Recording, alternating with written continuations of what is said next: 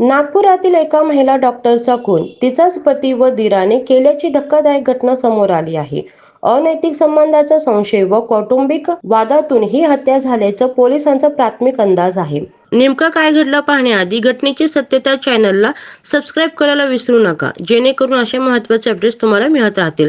चला जाणून घेऊया. नागपुरात डॉक्टर पत्नीचा पती व दिराने मिळून खून केल्याची थरारक घटना उघडकीस आली आहे. डॉक्टर अर्चना राहुले या सरकारी मेडिकल कॉलेजमधील फिजिओथेरपी विभागात असिस्टंट प्रोफेसर होत्या. त्यांचा मृतदेह घरात रक्ताच्या तारोळ्यात आढळून आला आहे. सुरुवातीला ही हत्या चोरीच्या उद्देशाने झाल्याचे भासवले गेले, मात्र पोलिसांनी तपासाचा वेग वाढवल्यानंतर खरा कट उघड झाला. अर्चना यांचे पती अनिल राहुले रायपूर येथे मेडिकल कॉलेजमध्ये प्रोफेसर आहेत.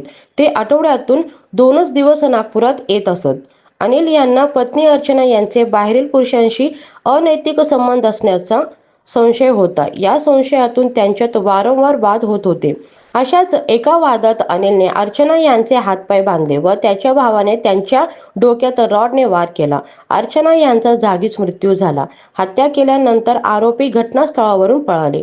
पोलिसांनी चौकशीच्या वेळी उघडकीस आणले की हे कृत्य अनिल व त्याचा भाऊ मिळून केले. दोघांनाही अटक करण्यात आली असून न्यायालयाने 4 दिवसाची पोलीस कोठडी सुनावली आहे.